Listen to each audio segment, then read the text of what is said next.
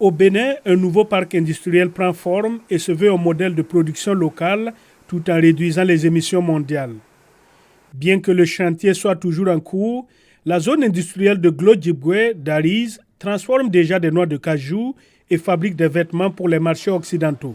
La fabrication des produits finis est une première au Bénin, principal exportateur de coton brut d'Afrique, une activité qui fournit des emplois à des habitants comme Marlène Kizikluno. Je me retrouve heureuse dans ce milieu. C'était pas chose ordinaire où on faisait la couture simple chez nous. Mon objectif, c'est de grandir dans la maison. Et voilà comment je suis là, ça fait mieux. Selon les économistes, les zones industrielles façonneront l'avenir de l'Afrique qui passe de l'exportation de matières premières et de l'importation de produits finis à la production locale.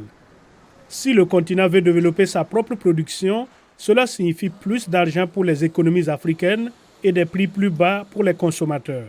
Selon l'entreprise, transformer les matières premières localement est également bénéfique pour la planète.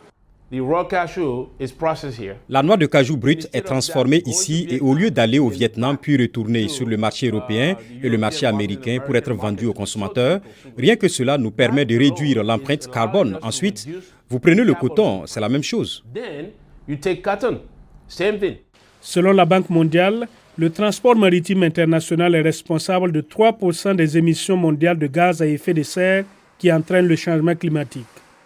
Les activistes s'accordent à dire que la réduction des expéditions de matières premières africaines destinées à être transformées à l'étranger permettrait de limiter ces dégâts. Nous avons tendance à produire des matières premières dans un pays, à les transporter dans un autre pour les transformer, et puis à les expédier dans un troisième pays pour vendre le produit fini. Si nous pouvons passer à une économie où les matières premières sont traitées plus près du point d'extraction, nous pouvons réduire considérablement les émissions inutiles.